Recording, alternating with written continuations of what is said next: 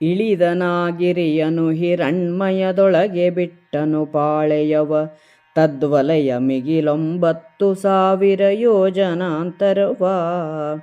ಬಳಸಿ ಬಂದನು ವಿಮಲ ಸೌಧಾವಳಿಯ ನೆಲೆಯುಪ್ಪರಿಗೆಗಳ, ವರಲಲನೆಯರು ಕಂಡೀತನನು ಹೊಗಳಿದರು ತಮಗೆ.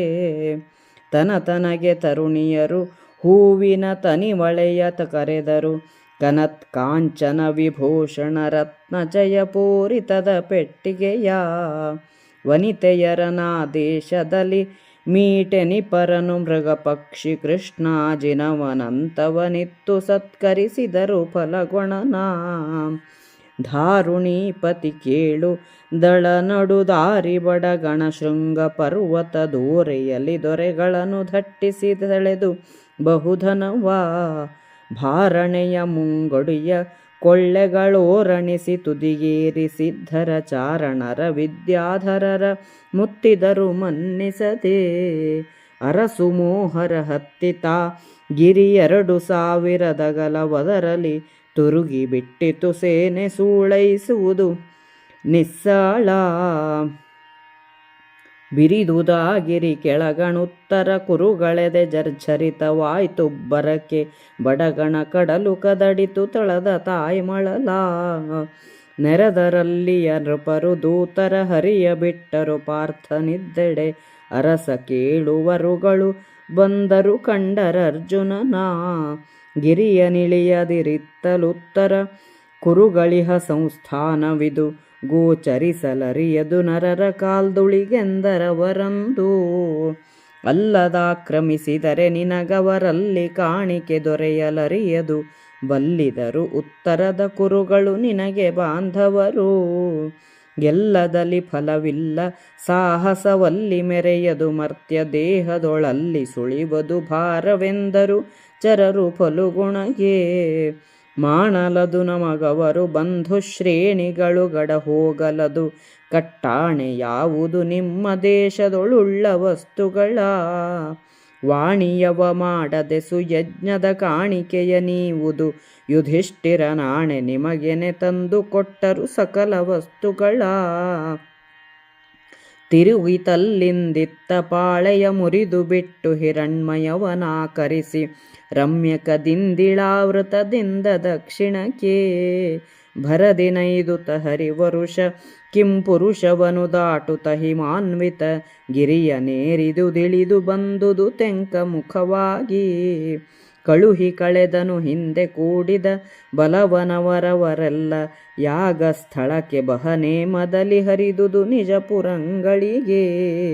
ನಲನಗಲದ ಸುವಸ್ತುವಿದನೆಂತಳವಡಿಸಿದನು ಶಿವಯನುತ ಸುರರುಲಿಯೆ ಹೊಕ್ಕನು ಪಾರ್ಥನಿಂದ್ರಪ್ರಸ್ಥ ಪುರವರವಾ. ಶ್ವೇತಪರ್ವತವನ್ನಿಳಿದು ಹಿರಣ್ಮಯ ಖಂಡದಲ್ಲಿ ಅರ್ಜುನನ ಪಾಳೆಯ ಬಿಟ್ಟಿತು. ಮಹಾವಿಸ್ತಾರವಾದ ಆ ಪ್ರದೇಶವನ್ನು ಅರ್ಜುನನು ಸುತ್ತಿ ಬಂದನು.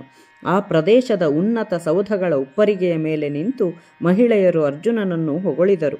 ತರುಣಿಯರು ಅರ್ಜುನನ ಮೇಲೆ ಹೂಮಳೆಯನ್ನು ಕರೆದರು. ಬಂಗಾರ, ರತ್ನಗಳು, ಭೂಷಣಗಳುಳ್ಳ ಪೆಟ್ಟಿಗೆಯನ್ನು, ಮೃಗಗಳು, ಅಪೂರ್ವ ಪಕ್ಷಿಗಳು, ಸುಂದರಿಯರು, ಅನೇಕ ಕೃಷ್ಣಾಜಿನಗಳನ್ನು ಕಾಣಿಕೆಯಾಗಿ ಕೊಟ್ಟು ಅರ್ಜುನನನ್ನು ಸತ್ಕರಿಸಿದರು. ಅರ್ಜುನನ ಸೈನ್ಯವು ಪಶ್ಚಿಮ ದಿಕ್ಕಿನ ಶೃಂಗವಂತ ಪರ್ವತದಲ್ಲಿದ್ದ ದೊರೆಗಳನ್ನು ಸೋಲಿಸಿ ಅಪಾರ ಧನವನ್ನು ಕೊಂಡರು. ಮುಂಚೂಣಿಯ ಸೈನ್ಯವು ಬೆಟ್ಟದ ತುದಿಗೇರಿ ಅಲ್ಲಿದ್ದ ಸಿದ್ಧರು, ಚಾರಣರು ಮತ್ತು ವಿದ್ಯಾಧರರನ್ನು ಮುತ್ತಿದರು. ಬೆಟ್ಟವನ್ನು ಹತ್ತಿ 2000 ಯೋಜನದ ಗಲದಲ್ಲಿ ಸೇನೆಯು ಬೀಡು ಬಿಟ್ಟಿತು. ಬೆಟ್ಟವು ಬಿರಿಯುವಂತೆ ಸೈನ್ಯವು ಘರ್ಜಿಸಿತು. ಉತ್ತರ ಸಮುದ್ರದ ತಳದಲ್ಲಿದ್ದ ತಾಯಿ ಮಣಲು ಕದಡಿತು. ಅಲ್ಲಿ ಬೆಟ್ಟದ ಕೆಳಗಡೆ ಇದ್ದ ಉತ್ತರ ಕುರುಗಳ ಎದೆಯು ನಡುಗಿತು. ಪರ್ವತದ ತಪ್ಪಲಿನಲ್ಲಿದ್ದ ರಾಜರು ತಮ್ಮ ದೂತರನ್ನು ಅರ್ಜುನನ ಬಳಿಗೆ ಕಳಿಸಲು ಅವರು ಬಂದು ಅರ್ಜುನನನ್ನು ಕಂಡು, ಈ ಪರ್ವತವನ್ನು ಇಳಿಯಬೇಡ, ಇದು ಉತ್ತರ ಕುರುಗಳಿರುವ ಪ್ರದೇಶ, ಮನುಷ್ಯರ ಕಾಲ್ತುಳಿತಕ್ಕೆ ಇದು ವಶವಾಗುವುದಿಲ್ಲ ಎಂದು ಹೇಳಿದರು. ನಮ್ಮ ಮಾತನ್ನು ಕೇಳದೆ ನೀನು ಆಕ್ರಮಣ ಮಾಡಿದರೆ ಅವರಿಂದ ನಿನಗೆ ಕಾಣಿಕೆ ಸಿಗುವುದಿಲ್ಲ. ಅವರು ಮಹಾಬಲಶಾಲಿಗಳು, ನಿಮಗೆ ಬಂಧುಗಳು, ಗೆದ್ದರೂ ಪ್ರಯೋಜನವಿಲ್ಲ. ಮನುಷ್ಯ ದೇಹದಿಂದ ಅಲ್ಲಿ ಸುಳಿಯುವುದು ಬಹುಕಷ್ಟ. ನಿನ್ನ ಸಾಹಸವು ಅಲ್ಲಿ ಪ್ರಯೋಜನಕ್ಕೆ ಬರುವುದಿಲ್ಲ ಎಂದು ದೂತರು ಅರ್ಜುನನಿಗೆ ಹೇಳಿದರು. ಅರ್ಜುನನು, ಹಾಗಾದರೆ ಅದು ಬೇಡ, ಹೇಗೂ ಅವರು ನಮ್ಮ ಬಂಧುಗಳು, ಆದರೆ ನಿಮಗೊಂದು ಕಟ್ಟಪ್ಪಣೆ, ನಿಮ್ಮ ದೇಶದಲ್ಲಿರುವ ಉತ್ತಮ ವಸ್ತುಗಳನ್ನು ಹಿಡಿತ ಮಾಡದೆ ರಾಜಸೂಯ ಯಾಗಕ್ಕೆ ಕಾಣಿಕೆಯನ್ನು ಕೊಡಬೇಕು. ಇದು ಯುಧಿಷ್ಠಿರನ ಕಟ್ಟಾಣೆ ಎಂದನು. ಅದರಂತೆ ಅವರು ಅನೇಕ ಉತ್ತಮ ವಸ್ತುಗಳನ್ನು ತಂದುಕೊಟ್ಟರು. ಅಲ್ಲಿಂದ ಅರ್ಜುನನ ಸೇನೆಯು ಹಿಂತಿರುಗಿ ಹಿರಣ್ಮಯ, ರಮ್ಯಕ, ಇಳಾವ್ರತ, ಹರಿವರ್ಷ, ಕಿಂಪುರುಷ ಖಂಡಗಳನ್ನು ದಾಟಿ ದಕ್ಷಿಣಾಮುಖವಾಗಿ ಬಂದಿತು. ತನ್ನೊಡನೆ ಬಂದು ಕೂಡಿದ್ದ ಬೇರೆ ಬೇರೆ ರಾಜರ ಸೈನ್ಯಗಳನ್ನು ರಾಜಸೂಯ ಯಾಗಕ್ಕೆ ಬರಲು ಆಹ್ವಾನಿಸಿ ಅವರವರ ದೇಶಗಳಿಗೆ ಕಳಿಸಿದ ಅರ್ಜುನನು ಇಂದ್ರಪ್ರಸ್ಥ ನಗರಕ್ಕೆ ಬಂದನು. ಅವನು ತಂದ ಅಪಾರ ಧನ ಸುವಸ್ತುಗಳನ್ನು ನೋಡಿ ದೇವತೆಗಳು ಭೂಮಿಯಗಲಕ್ಕಿರುವ ಇಷ್ಟು ವಸ್ತುಗಳನ್ನು ಅರ್ಜುನನು ಹೇಗೆ ಕೂಡಿಸಿದನೋ ಏನೋ ಎಂದು ಆಶ್ಚರ್ಯಪಟ್ಟನು. ಇಲ್ಲಿಗೆ ಸಂಧಿ 3 ಮುಕ್ತಾಯವಾಯಿತು.